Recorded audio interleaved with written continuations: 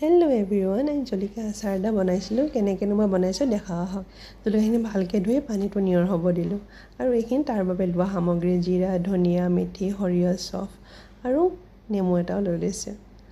ডাঙৰ ডাঙৰ জলকীয়াখিনি অকণ সৰু সৰুকৈ কাটি লৈছোঁ যাতে মছলাবোৰ ভালকৈ সোমায়। সৰু জলকীয়াখিনি নেকাটিলোঁ, এনেকৈ থৈ দিলোঁ। কেৰাহীখন গৰম হোৱাত তাতে মছলাখিনি ধুনীয়াকৈ অলপ সময়ৰ কাৰণে গৰম কৰি লৈছোঁ আৰু সেইখিনি মিক্সিত দি খুন্দি লৈছোঁ ধুনীয়াকৈ। এয়া মোৰ মছলা ৰেডি হৈ গ'ল আৰু সেইখন কেৰাহীতে তেল অলপ দি তাতে মছলাখিনি ভাজি লৈছোঁ কেঁচা গোন্ধ যোৱালৈকে। হালধি অকণ দিছোঁ, সেইখিনিকো ভালকৈ ভাজি লৈছোঁ কেঁচা গোন্ধ যাতে নাহে, আৰু নিমখ দি দিছোঁ অকণমান। নিমখ যেনিবা অকণ বেছিকৈ দিছোঁ, জলকীয়াত মই অলপ নিমখ বেছি হ'লে ভাল পাওঁ। আৰু তাতে জলকীয়াখিনি দি দিছোঁ। জলকীয়াখিনি মই ধুনীয়াকৈ ভাজি লৈছোঁ। সেয়া ভাজা হৈ গ'ল, সেইখিনিকে মিক্সিত ভৰাই খুন্দি লৈছোঁ।